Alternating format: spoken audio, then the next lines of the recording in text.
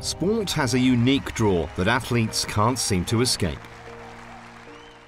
Competition is something that you never get tired of, and we learn to compete in different ways in our lives, but this is the mothership, being on a tennis court. I really love what I do. I mean, tennis is really my passion. For me, it's the best sport in the world. Other sports look to tennis and say, look at how great tennis is doing. That's all compliment. For tennis players, knowing when to stop can be just as hard as stopping itself. A few times when I was thinking about finishing my career, first I wanted to stop in Beijing with the Olympics, but right before I played semi-finals Wimbledon, so I thought, okay, now you're top 30 again, maybe you should continue 1 or 2 years, and at the end it was the right decision. At some point you made a decision within yourself, I'm not going to play tennis forever. Do I want to set a date when I want to stop? The match I lost, I gave one young boy my racket, and for me it was finished, and I'm very happy with the decision. Knowing what to do in life after tennis can be difficult. It's been quite the challenge since retirement, figuring out ways to kind of stay connected with the game. It's been important to me to do so.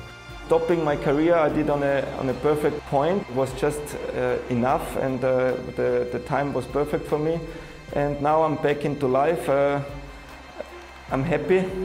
I have enough things to do, and yeah, let's see what the future brings me. For some, the court has a magnetism that isn't easy to escape.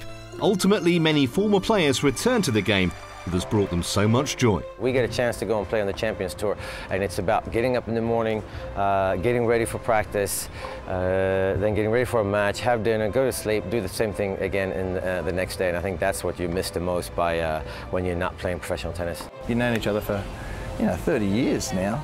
Getting out there and just being able to compete, I think is great.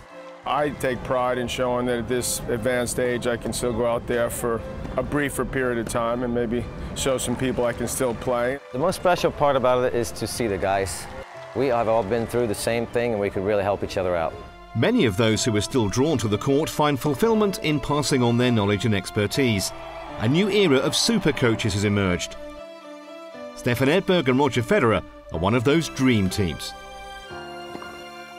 I think he really has a shot of winning a Grand Slam this year, and if I can be part of that, obviously it's very exciting.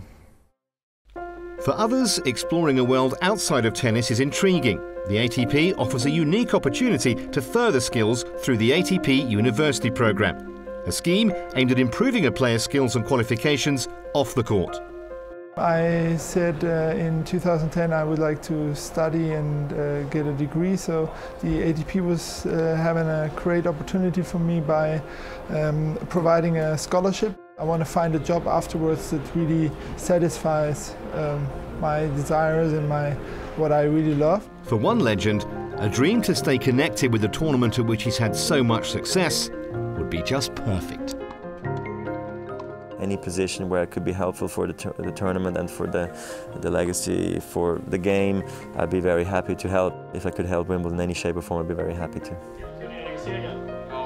Past players' knowledge can be utilised in many ways. Some opt to swap their rackets for a microphone as they take on the stressful world of live television. I commentate at the French Open, the Australian Open, and I think that's the closest you're ever going to feel like you're actually playing these matches again.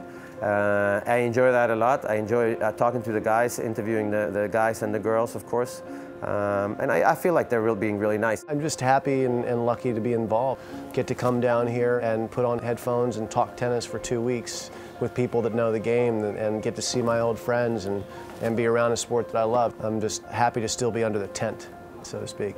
Tennis is a young man's game, but you can play it your whole life. But to have to come back day to day is the part that people don't realize is so difficult. I'm playing in a lot of adverse conditions. So I like to be around the guys. I feel like I don't want to be someone doing some, say, commentary work where I just feel like I'm up in a glass window and sort of not feeling like I'm accessible to them, or that I've got an understanding of what's really happening nowadays.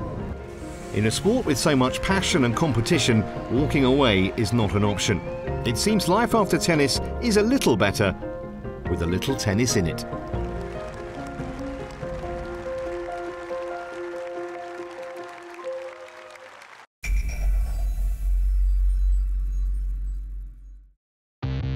Next week on ATP World Tour Uncovered, the last of the grass. We're in Newport for the conclusion of this year's grass court swing. Then onto the clay. We'll have all the action from the start of the European clay court summer in Burgstadt and Stuttgart. Don't forget to log on to atpworldtour.com for your 24/7 breaking news and chat with us on Facebook and Twitter in English and Spanish. See you next week.